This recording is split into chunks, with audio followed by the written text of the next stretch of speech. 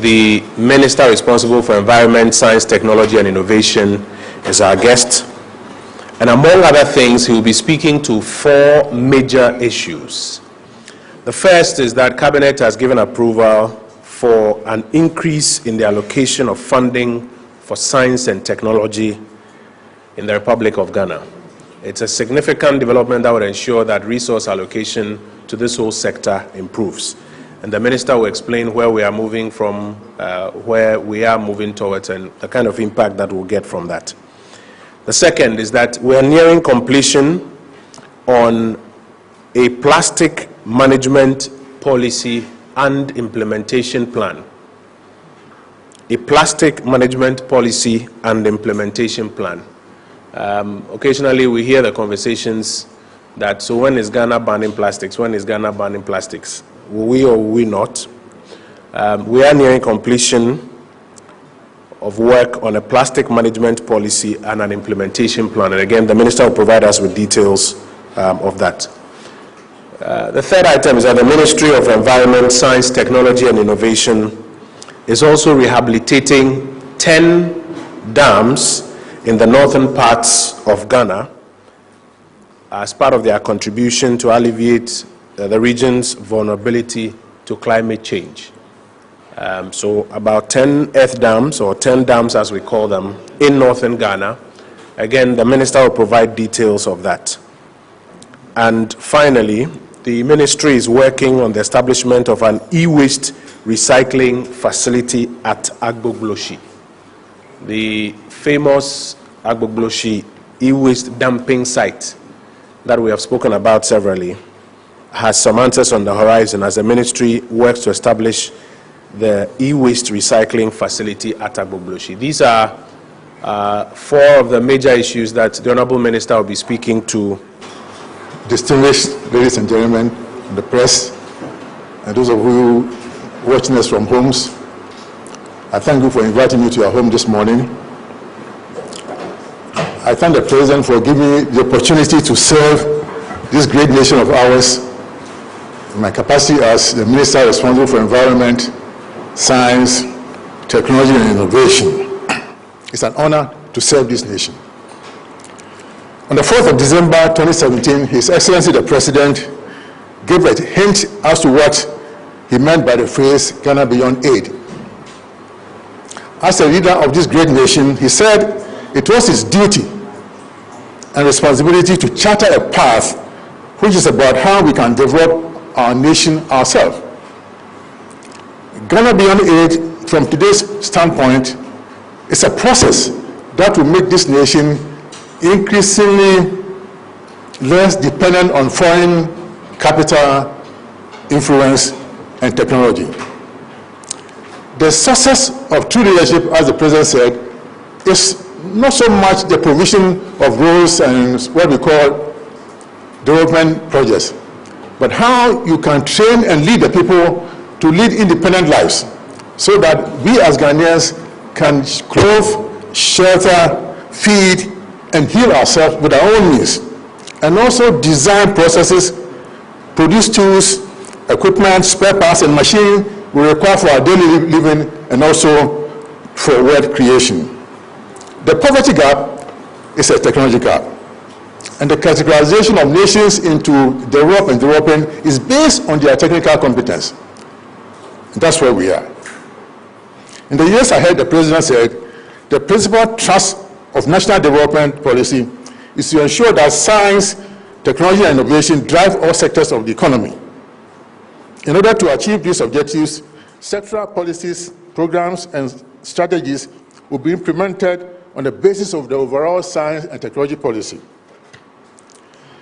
And it is the duty of my ministry to make sure that this vision of the President is realized whilst respecting the three components of sustainable development, namely environmental protection, economic growth, and social equity. These are the agencies under the ministry. We have the CSIR, the Center for Scientific and Industrial Research, the Ghana Atomic Energy Commission, EPA, Land Use and Spatial Planning Authority, LASPA, National Biosafety Authority, and the Nuclear Regulatory Authority. The next slide will show the institutes under CSIR. There are 13 of them, and you can read them either here or from our website. The next slide also shows the institutes under the Ghana Atomic Energy Commission: Biotechnology and Agricultural Research Institute, Space Science, all the way down to Radiological and Nuclear Medicine. Next slide. Next one. Our key achievements. We mentioned the STR policy.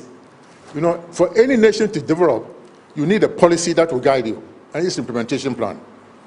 That is why we've drawn up the STR policy, and we work closely with other ministries, especially the Ministry of Education.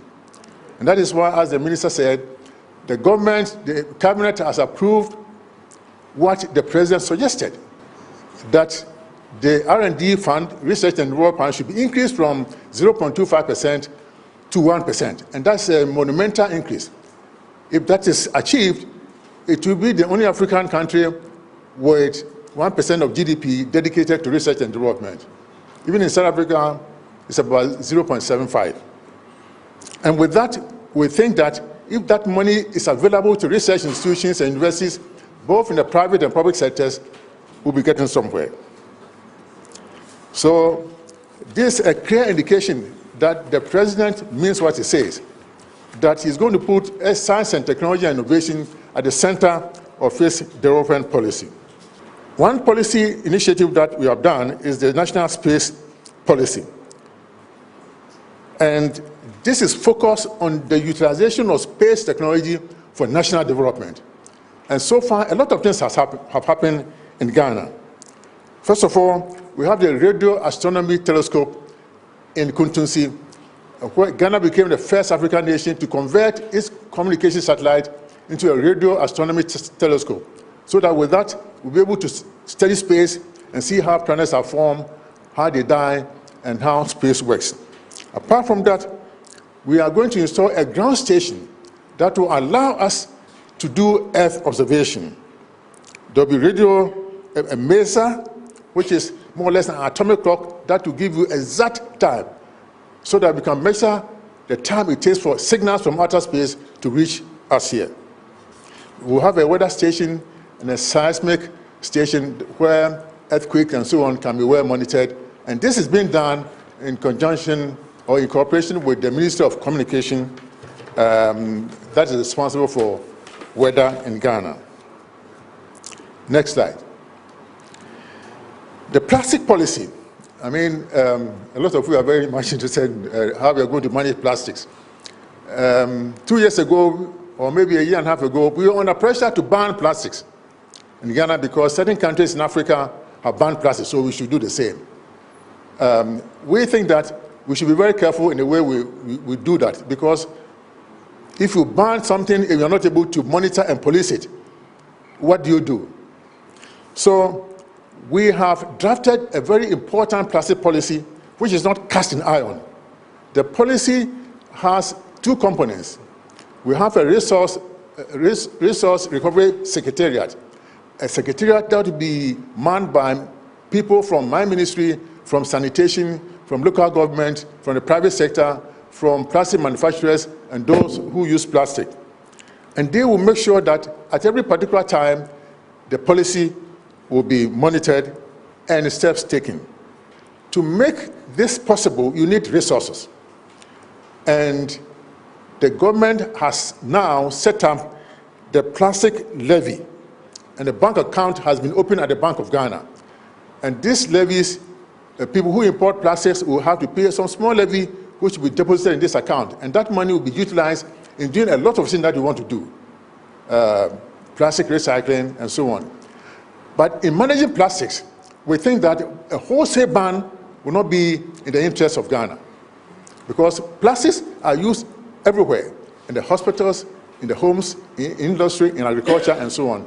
So, for example, the very ugly plastic bags, the ones that we use to nurse things, if we say you're going to ban it, what are the Ministry of Agriculture going to use? Yes, we are in favor of ban. Certain things would be very easy to ban. For example, carrier bags. If you go shopping, you can use cotton bags. But something to carry water is very difficult to ban. Right now, we have polluted most of our water bodies through illegal mining activities and other things. So the people in the communities are not able to use the river water or the lakes and so on. So they depend upon sachet water. And I don't think it would be prudent for Ghana at this particular time to ban sachet water. What we are interested in is what we call the circular economy, from plastic manufacturing to their life cycle to their disposal.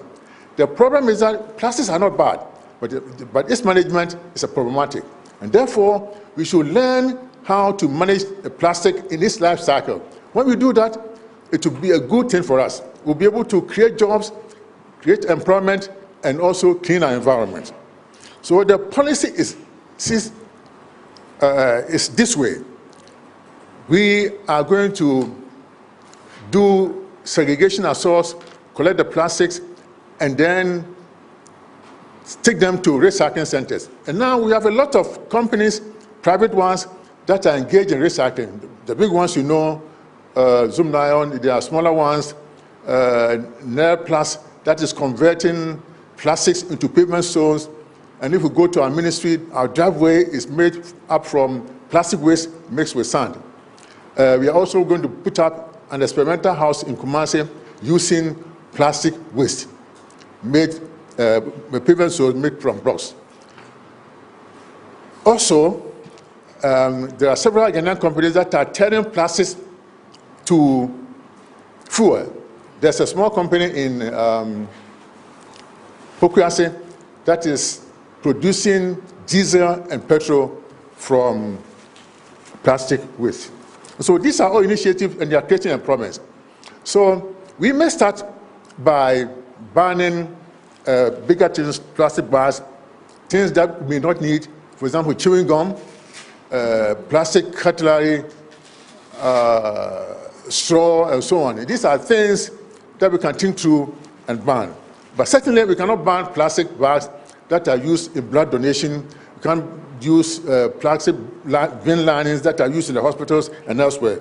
So when we are talking about a ban, let's look through the life cycle of plastic, what they are used for, before we can take a decision. And this is what we are going to do. So there will be a secretariat, what we call resource recovery centers, set up at the Institute of Science, Technology, Information Institute, CSIR. There's a room there where we invite all the stakeholders to form a committee to look into this question of plastic waste. So, but the plastic policy will be guided by certain, built on 5 focal areas. One, we have to encourage behavioral change towards plastics. We need to change our behavior. We need to have a strategy to communicate to ourselves and to our children how to manage plastics. We need to have cross-sectoral collaboration in the management of plastics. And then we need to accelerate this circular economy where plastic waste can be utilized to create jobs for our people and create wealth. And the 4th component of this policy will be to deploy means for resource mobilization, and then the governance of the plastics, establish green economy, and so on. There are a few things that we are doing in terms of EPA, where we have drafted the environmental policy for oil and gas, and that has been submitted to Cabinet. These things are being done so that the oil resources will be utilized in a very prudent manner without destruction of our environment. And that is what the EPA has done. You know, we are looking for oil in the Voltaire Basin, and the EPA is there to make sure that things are done according to the law or according to sound environmental standards. We have also visited some of our offshore installations.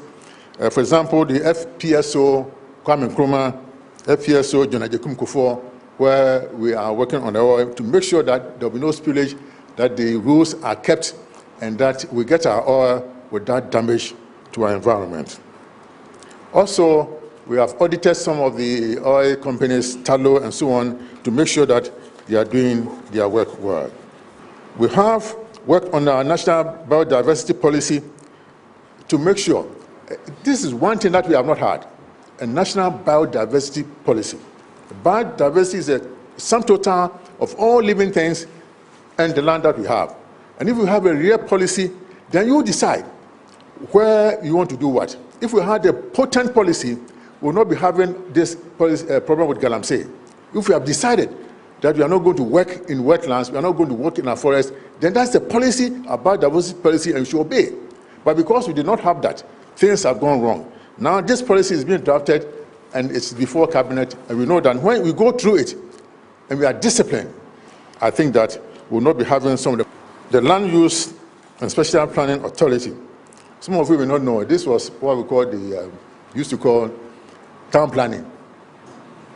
But apex body of town planning is the Land Use and Special Planning Authority, LOSPA.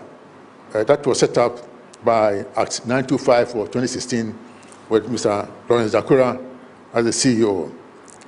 They are doing a marvelous job, but they are not responsible for permitting and charging land fees and so on. Don't go to them with that kind of thing. That is done by the Ministry of Local Government and Rural Development. They are responsible for the lower end of that program. But land use, that authority makes sure that we devote land for human settlement, for industry, for agriculture, and other uses. And when we obey what we have set out to do, they will not have problems with land use.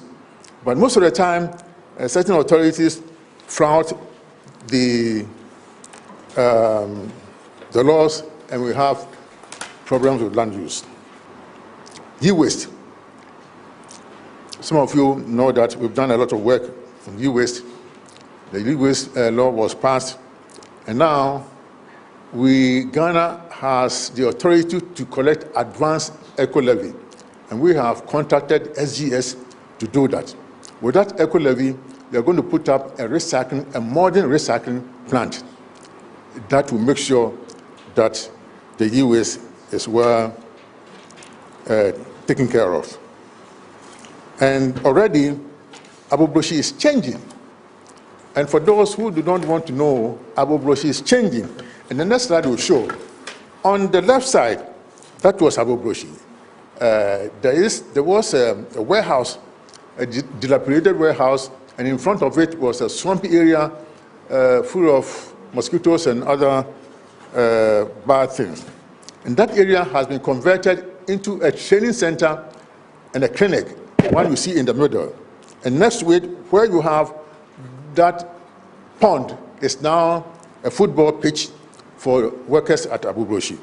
So already things are happening. We have a clinic, a training center, where people, the recyclers, are trained to dismantle the electronic gadgets and separate them into their various fractions, and which are sold or stored. Now, we are putting some mechanism with our German friends that these fractions will be bought, kept in a holding center, and then passed on to recyclers when they are ready to take them. So Agbogbloshie is changing. If we see any old pictures about smoke and things there, get to know that these are pictures that are from the past. Nobody will show you, people will not show you the changes that are happening there, but we'll go to the archives and show things that will bring problem to us. This slide shows you what we are doing. The picture shows some of the things that have been dismantled by the recyclers when they were doing their work. You know, we have challenges with climate change. Climate change is real. And when you go to the northern part of our country, you will notice that the rainy seasons are becoming shorter, the dry seasons are prolonged and more intense. So that by July, around this time, most of the rivers and ponds are dry. And therefore, we need to embark on certain mitigation and adaptation measures to make sure that our people in the north are well prepared for climate change. And that is why we have this sustainable land and water management, which we are doing with the World Bank. That is a mitigation measure. We are protecting the land, the river basins, and also building dams. It's not only building dams, but making sure that we have irrigation canals, and then we fence off areas for the farmers. Because if we don't do that, the animals will go and destroy their crops. We fence off areas and provide inputs for the farmers, from welding boots to sprinklers and donkey cars and donkeys, so that they'll be able to do their work.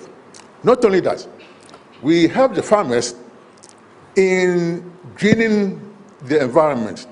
So the ministry has assisted 8,275 farmers with inputs as part of this program to rehabilitate 3,660 hectares of land to improve their farming practices.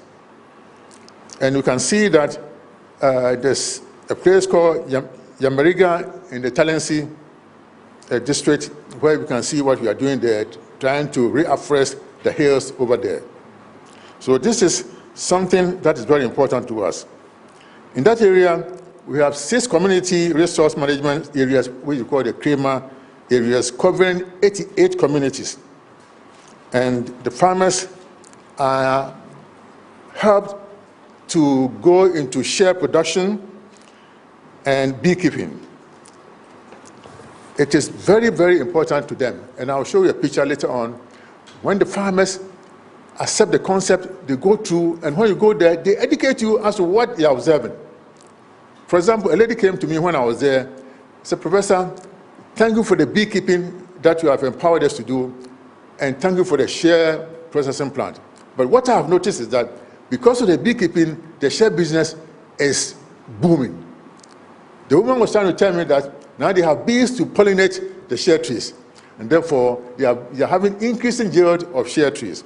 This is very important to them. This shows the construction of dams.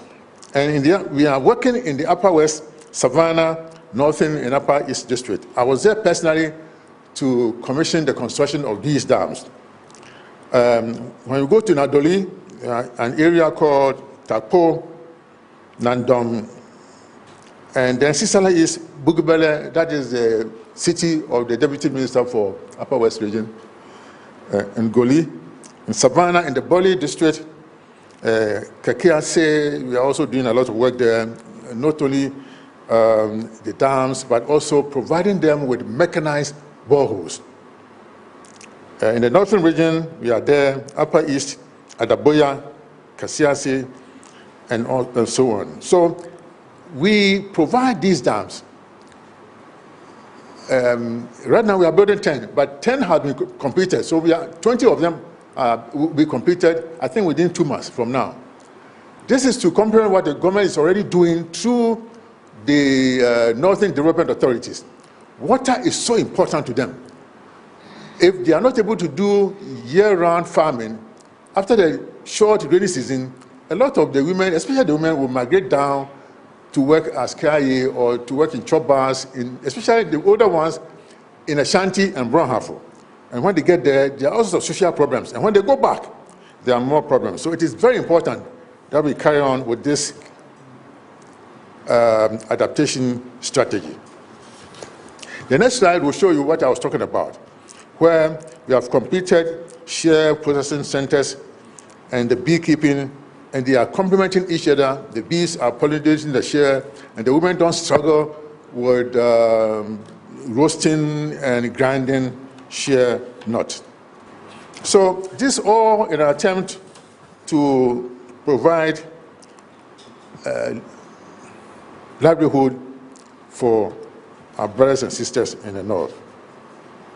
The next slide.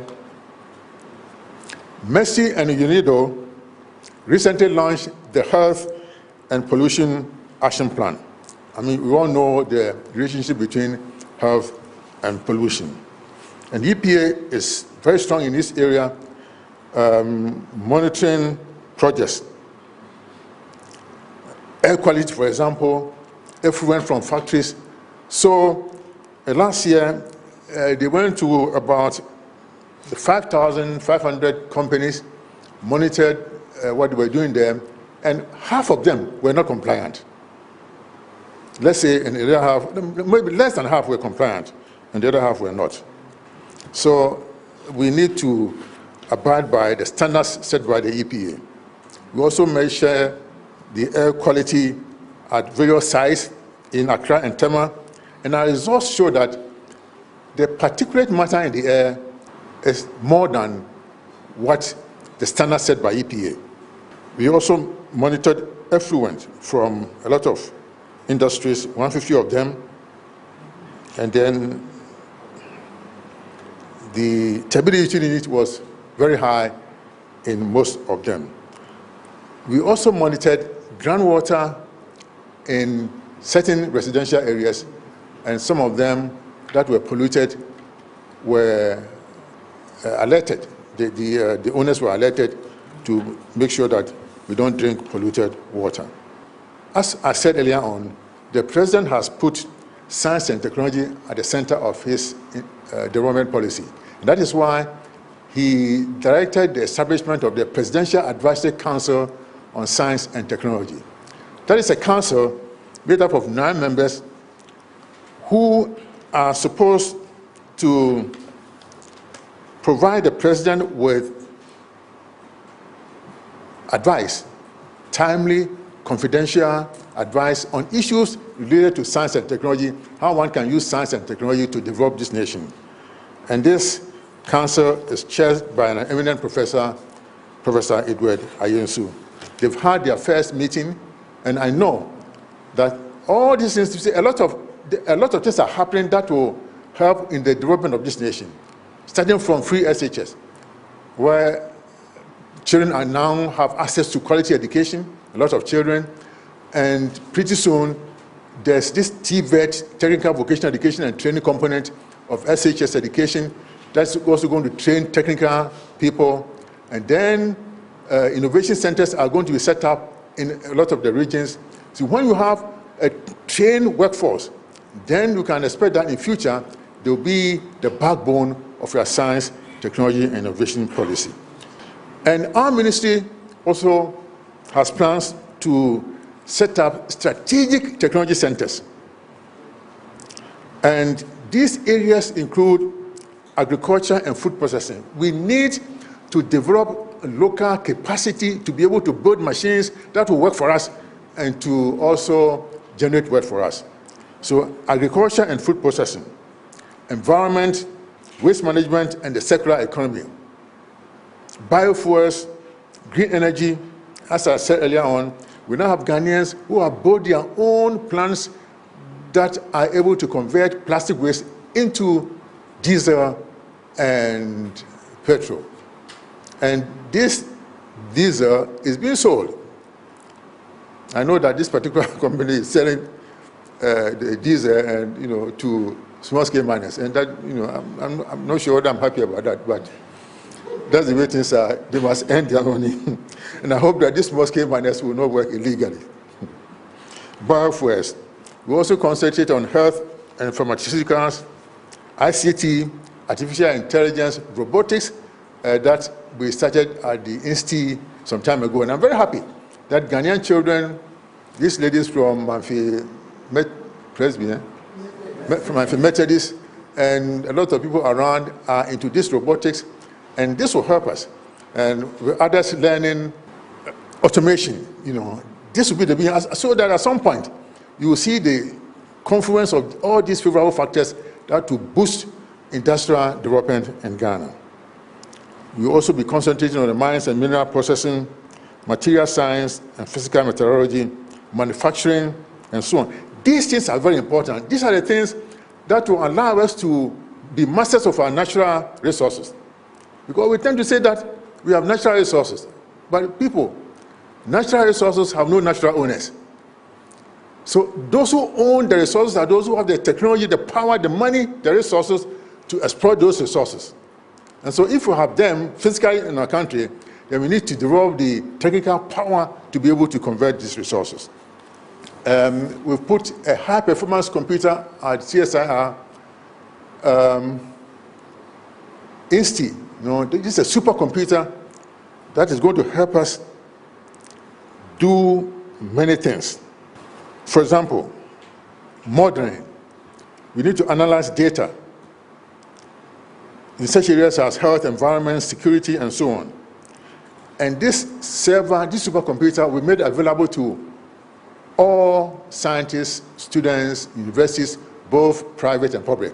We have access to these computers that will help us to analyze data for our national development. Next slide. I told you about our observatory, the Radio Astronomy Observatory, that we were the first to convert in Africa, which is helping us. We hope that by the end of the year, we will set up a ground receiving station that will allow us to monitor satellites and also do Earth observation. So we will know our forest cover, we will know what is happening on our shores, who is stealing our fish. We want to know agriculture, how plants are doing, and so on. It will be very good for EPA, for LOSPA, Ministry of Agriculture, railways. If you are building railway lines, you want to know where the lines are going. And so you need Earth observation data to take decisions on all these things. Lands and Commission. It is something that is going to be helpful to all of us. And this, we hope, will be completed by the end of the year. We've also signed an MOU with SpaceX. Elon Musk, SpaceX, they are going to build a satellite receiving observation station in Kuntunsi, and it's going to help them track their satellites across the world. So Ghana is attracting investment. The narrative is changing. The respect is booming. Things are becoming complex. So leave Ghana in the hands of people who understand these things and can build on what we've done. We have finished feasibility studies for the setting up of machine tool centers and foundries. Machine tool centers will allow us to build machines with precision. And it's only through this that we can help people like Apostle Kojo, who has ideas, but he needs a lot of help. Because an average, I've said it before, an average car manufacturer will need about 300, 400, sometimes 1,000 suppliers. A car manufacturer will not make the tires, will not make the tire rod, will not make this. You need people who will make various components of the vehicle according to your specification and supply them to you. But if you are one company manufacturing cars and he wants to do everything by himself, it's not possible, it cannot be done. So we have our marching orders. The president is saying that we should do all we can to set up these centers, machine tool centers, foundries, so that we can manufacture machine parts, not only for automotive parts, but also for other areas as well. And this is what we are doing. And we hope that we'll be able to establish 2 machine tool centers working with the Ministry of Education. We have plans to introduce nuclear power into our energy mix. And if there's any developing country that can do this, it's Ghana. And I'm so convinced. If we decide not to do this, IAEA will be very disappointed with Africa, especially with us. because we have scientists, we've got the structures, we've trained the people. Look at all the institutions in atomic energy. Apart from the main body, the GAIEC, we have the Nuclear Power Institute. That is the institute pioneering, championing this nuclear power. We have the Nuclear Regulatory Authority that is making sure that things are done according to regulations, working with the IAEA. We have all the checks and balances. We have the School of Nuclear and Allied Sciences, training scientists not only for Ghana and for Africa, but for other areas as well. We've been operating a nuclear facility, a research reactor, for 25 years. And that is a miniature of any nuclear power. We've done this for 21 years and trained people for ourselves, for Africa, and for other nations. And we say we can't do it. I believe that we can. Apart from that, we built a replica of the research reactor next to it, where we are training other nations how to convert from high-enriched uranium core to low-enriched uranium core. We had people from Nigeria coming to learn from us. We are expecting people from Pakistan, from Syria, and even from Iran. So I know that we'll get there. And so we are planning to introduce nuclear energy into our energy mix. We are at a point where we are locating the site where this facility will be built. And I believe that Ghanaians will support this, because power in our country is very expensive. We need to have power at a rate that will boost our industrial development. Ghanaian scientists have trained on this machine for 25 years. Let's imagine you have a simulator, driving simulator, and you put somebody in this simulator for 10 years learning to drive, and you think this person cannot drive a vehicle. It's not on. So atomic energy is also involved in the biological section, also involved in some agriculture, and they are working closely with CSIR, trying to find a solution to the 4-army web. They've trained 120 Ghanaians in irradiation of their harvest. They are also producing fertilizer and peat, which is also used in agriculture. So a lot of things are happening in atomic energy. And let us be proud of what we have. If you go there, I think I will encourage the press people to talk to the Director General, go there, have a tour, and you'll be surprised as to what we have there. Anytime I go there, I am encouraged. Atomic energy is also helping us in many ways, protecting us. You know the telcos, they have their masts, thousands of them. We have to go around and measure the radiation emanating from these masts so that we can alert them to do the right thing, so that Ghanaians living, especially those living in close proximity to these masts, will not suffer health. And for those hospital workers, for patients, for the general public, atomic energy is also helping us do a lot of things. For example, X-ray workers are given some dosimeter that they carry on them, so that as they see patients, take patients, and they absorb radiation, we can go back, take these dosimeters, read them to make sure that they are not exposed to excessive dose of radiation. Also to make sure that the hospitals where X-rays are taken, the rooms are also well prepared, that there will be no exit of radiation outside to harm people who are there. So atomic energy is doing quite a lot of things to protect us from both ionizing and non-ionizing radiation. And we have a very ingenious way of disposing of radioactive waste, what we call the borehole technique, which Ghana has started. And Atomic Energy Agency in Vienna is so fascinated about how they came about that method. You examine a suitable place, proper rock formation, dig there, and you put your waste in some very special canisters or special steel, and you hide it over there for years. And this is something that we are very proud of. CSIR has come up with a lot of wonderful things. Now, they've released 3 varieties of sweet potato. CSIR Agra SP09, which is good, tolerant to disease and to drought. Good for fufu, French fries, and so on.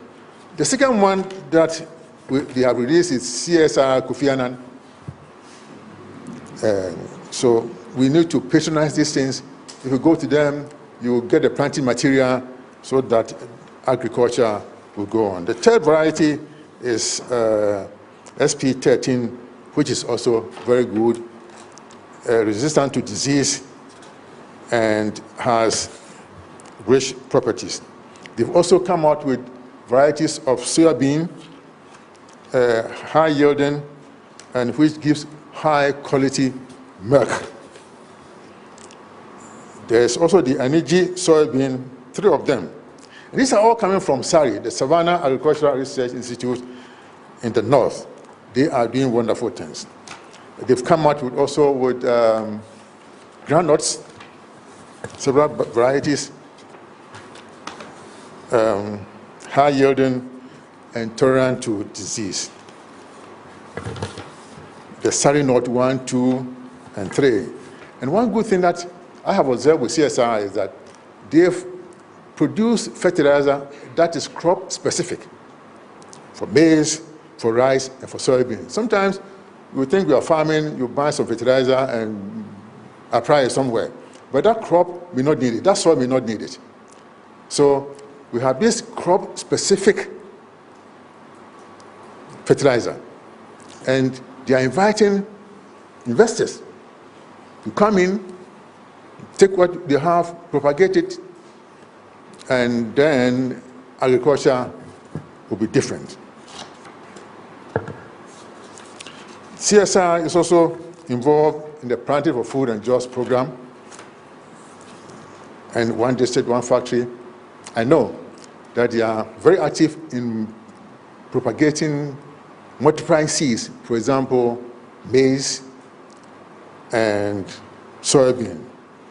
And the Ministry of Agriculture has given them some resources to do just that. In disease prevention, CSR and GAIAC are also very active. CSR has produced a DNA diagnostic tool that helps us to diagnose onchocerca volvulus. This is very important in our fight against river blindness. And we hope that by 2025, we'll be able to eliminate that disease from our country due to what MESTI is doing through CSIR. GAIAC too is stepping a lot in the area of malaria prevention. And they have outreach programs. And I know that some time ago, they bred female Anopheles mosquitoes, irradiated them, and then if you release them into the population, they will mate with males, and their offsprings will not be able to carry the malaria parasites. This is something that is also happening at the atomic energy. But sometimes, let me say that these experiments take time and also money. And sometimes they are not able to pay their utility bills. And there have been 1 or 2 occasions where ECG, not the PDS, went there to switch off power, and the mosquitoes died. In summary, distinguished ladies and gentlemen, here in the hall and from our home, we are applying science and technology, innovation, which is key for food security, for improved livelihood, environmental protection, industrialization, improved health, and energy security. And I believe, sincerely, that the application of engineering, science, technology, and innovation in a sound and sustainable environment will contribute more than 90% of efforts to achieve Ghana Beyond Aid. Without science, technology, and innovation, engineering, we are getting nowhere. I thank you for your attention. God bless you.